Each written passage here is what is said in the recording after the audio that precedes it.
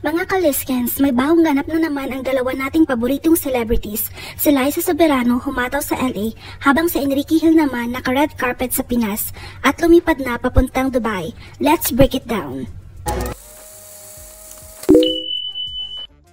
Tahimik man si Liza sa social media kamakailan pero bumawi siya ng matindi sa Instagram Reels. Yes mga best, she just posted a video mula sa Filipino Heritage Night sa Dodger Stadium kung saan siya ang nag-ceremonial first speech at ang caption niya, "Adding this to my resume."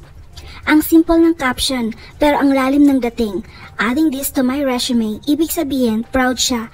Another milestone yan bilang isang Pilipina making waves in Hollywood.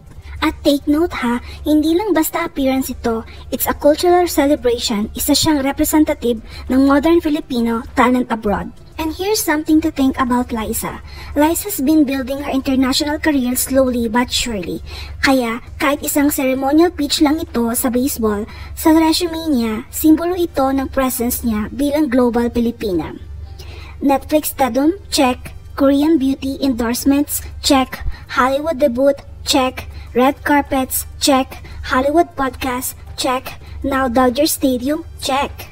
Tahimik man siya lately pero bawat galaw ni Liza pang malakasan.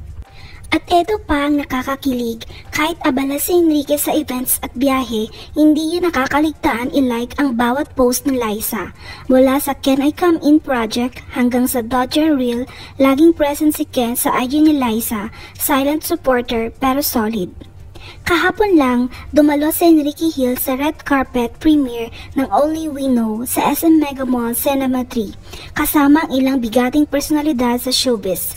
Gwapo, fresh at laging game makipagtsikahan sa mga friends at fans. At ngayong araw, officially nasa Dubai na si Enrique, pasabog na pasalubong ng mga fans sa airport, bit-bit ang flowers, matamis na ngiti at energy.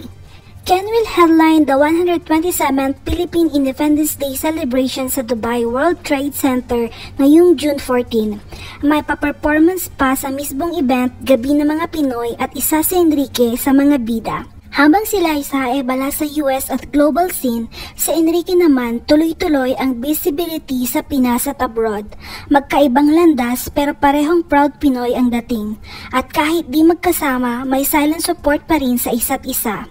It's just a coincidence or a sign na never-ending connection. Sa tingin nyo ba may hint ng Liskin comeback sa future o talagang wala na? I-comment nyo sa baba. Support all the way. Don't forget to like, subscribe, and hit the bell para sa mga susunod na updates sa paborito nating love team. See you mga kachika!